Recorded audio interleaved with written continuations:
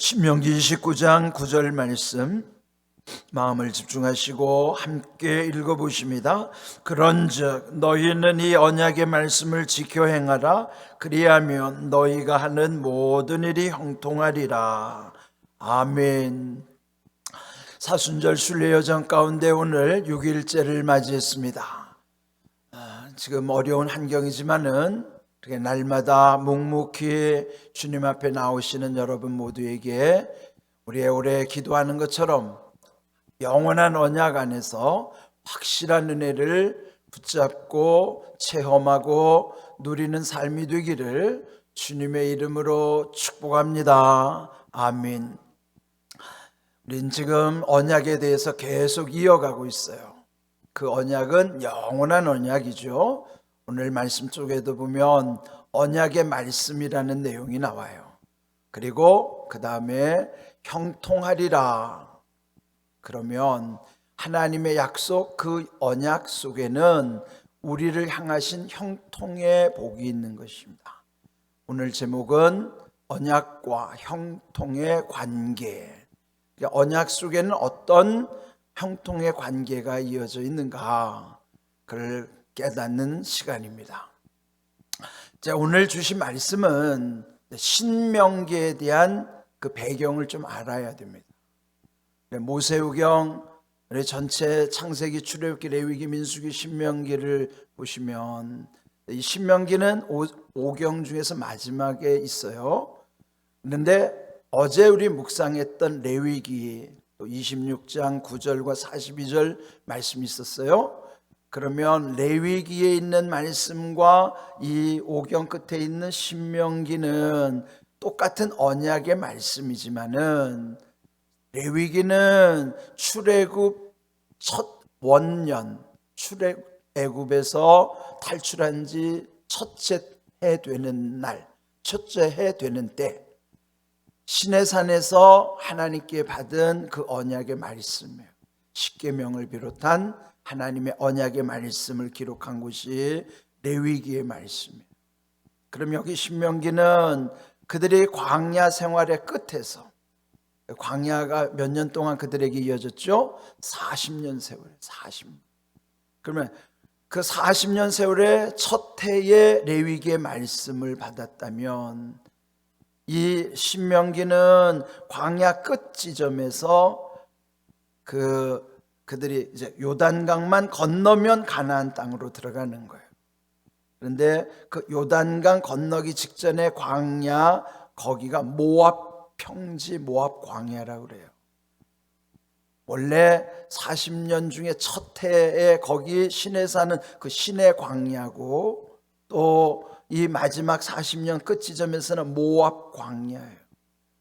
그들이 지나는 40년 세월이 다 광야이지만 그 모압 평지 그 광야에서 이 모세가요 마지막으로 백성들에게 유언을 남기면서 설교하는 내용이 신명기예요. 그러니까 모세는 가나안에 들어가지 못하잖아요. 모세의 시대는 거기서 끝나는 거예요. 그러니까 이들이 이제 요단을 건너서 가나안에 들어가기 전에 마지막으로 그 백성들을 모아놓고 하나님의 영원한 언약에 대해서 설교하는 내용이랍니다. 자, 그러면 40년 세월에 어떤 변화가 있을까요? 여기 출애굽하는 원년 첫 해에 태어난 아이가 여기 지금 광야 끝 40년에 가면 그 아이는 나이가 몇 살이에요? 40살이에요. 그러니까 가면서 인생이 40년 동안에 태어나기도 하고 죽기도 하고 이런 인생이 계속 반복될 거 아니겠어요? 그런데 40년 동안의 변화는 어떤 의미가 있을까? 첫 해 태어난 아이가 40년 동안의 그 말씀을 다 기억할 리는 없어요. 또 중간에 태어난 아이도 있을 것이고 거의 끝에 태어난 아이들도 있을 것이에요. 그러면 이 하나님의 말씀이 모두에게 계속 이어질 수 있으려면은 말씀을 다 전해줘야만 하는 거예요. 저도 이제 이따금 저희가 어렸을 때 젊었을 때 불렀던 복음성가를 이따금 우리 아이들이나 젊은 세대들에게 이렇게 얘기해 주면 몰라요. 우리 시대 때 유행했던 복음성가인데 지금 젊은 세대들은 모르더라고요. 그렇죠. 들어본 적이 없으니까요. 그러니까 그만큼 세대 차이가 있는 거예요.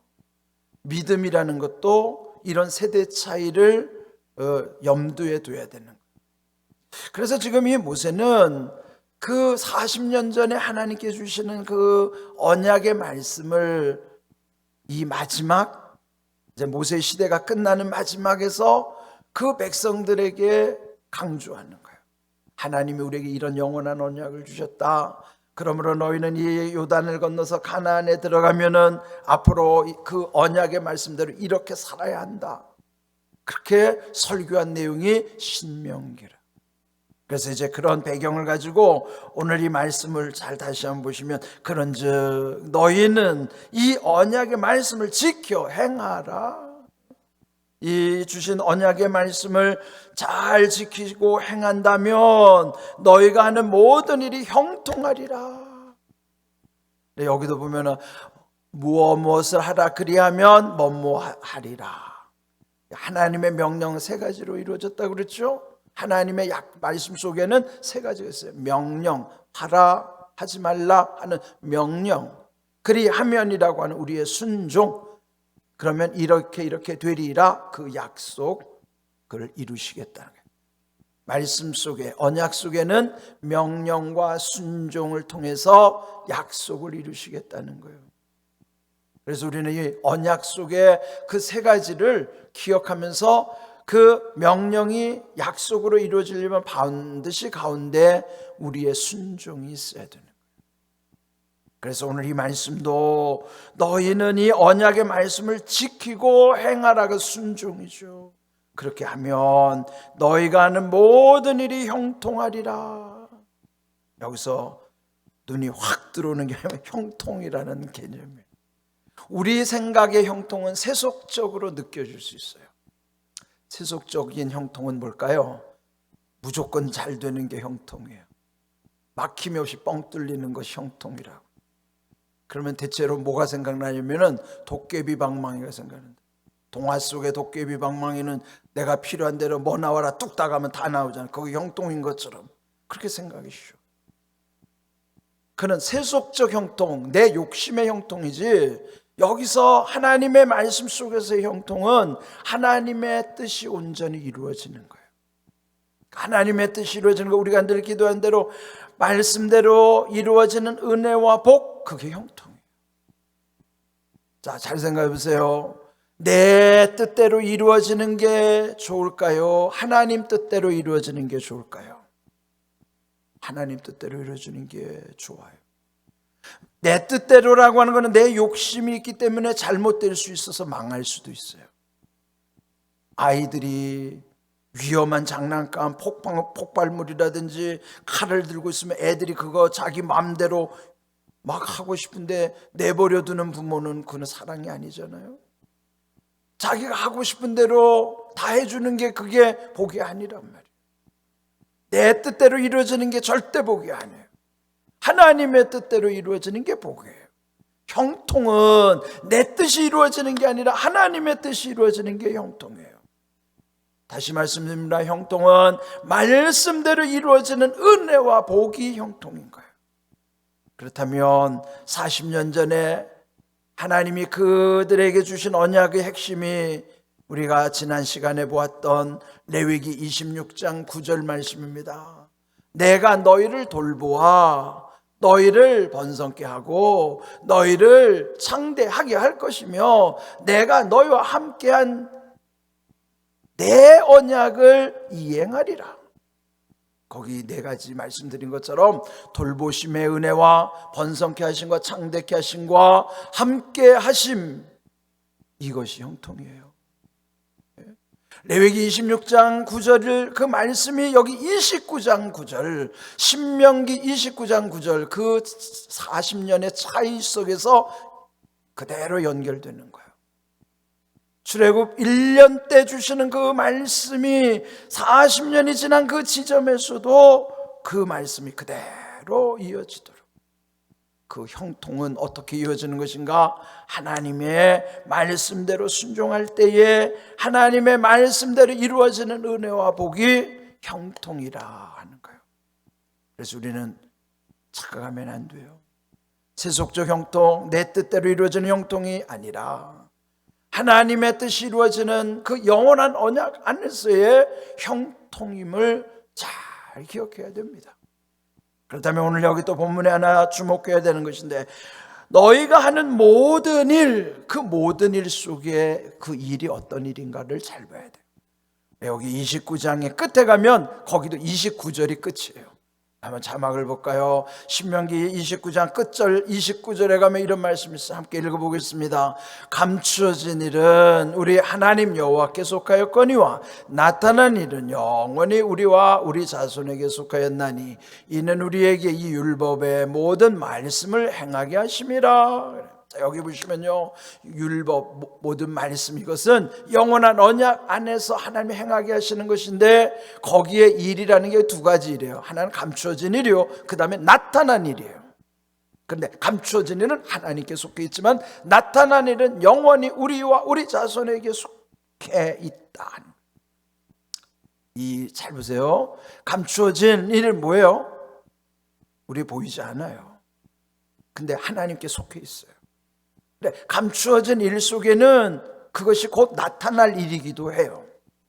지금은 보이지 않고 감추어져 있지만은 하나님께 속해 있어서 지금 내게는 오지 않았어요. 그러나 여기 보면 나타난 일은 우리와 우리 자손에게 속해 있는 건 뭐예요? 그 나타난 일도 이전에는 감추어진 일들이었다. 그런데 그것이 우리 가운데 나타나게 하시는 거예요. 그러니까 하나님의 일은 이미 말씀 속에서 계시해 주셔서 나타내 주시는 일도 있지만은 더 많은 부분은 아직 나타나지 않은 감추어진 일이에요. 그러니까 우리는 때로는 답답해요. 왜? 보이지 않으니까요.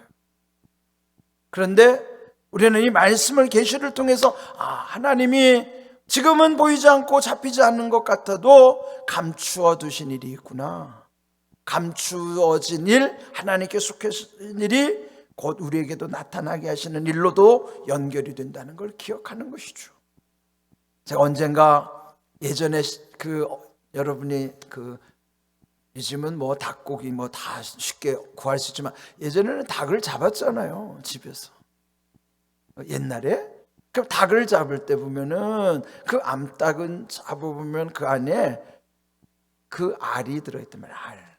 매일 계란을 낳는데 그 계란을 낳는 닭을 잡아보면 그 안에 포도송이 같이 그 알이 다닥다닥 붙어 있어요. 그 다음날 나올 알은 거의 그 계란이 완성된 알이 들어있고, 그보다 작고 어떤 거는 조그만 콩알만한 것도 알이 거기 붙어 있어요. 왜? 점점 그것이 커가지고 점점 커서 쭉쭉쭉쭉쭉 차례대로 지금 나오고 대기 중에 있는 거예요, 그게. 그러니까 그 암탉이 낳은 알은 지금 나타난 알이지만 그 속에 있는 건 감추어진 알이란 말이에요. 그럼 곧 나올 알이죠. 순서대로 다 나온다고 그렇게. 하나님의 일도 마찬가지예요. 지금 우리에게 나타난 일만 보고 여러분이 일이 일비하면 안 돼요. 하나님의 일은 감추어진 일이 더 많아요. 지금 우리에게 주신 은혜보다도 이후에 주시는 은혜와 복이 더 크다고요. 감추어진 하나님의 은혜와 복이 더 크다고요. 그것을 말씀 속에서 깨닫는 게 믿음이란 말이에요. 그러니까 오늘 이 언약의 말씀, 오늘 여기 신명기 29장 9절 말씀과 마지막 29절 말씀을 연결해 보세요. 오늘 이 말씀 속에서 하나님이 우리에게 어떻게 계시해 주셨는가, 그 언약의 말씀, 영원한 언약이 우리에게 어떤 의미가 있는가, 그것이 오늘 어떻게 우리에게 형통하게 이루어 주신다는 것인가, 이 말씀을 잘 깨달으시면 이 말씀이 얼마나 귀한지 몰라요. 감추어진 일과 나타난 일의 관계를 잘 기억하십시오. 그래서 이제 오늘 이 주신 말씀도 또 한번 샤우팅 하는데요, 오늘 한 번만 끊습니다.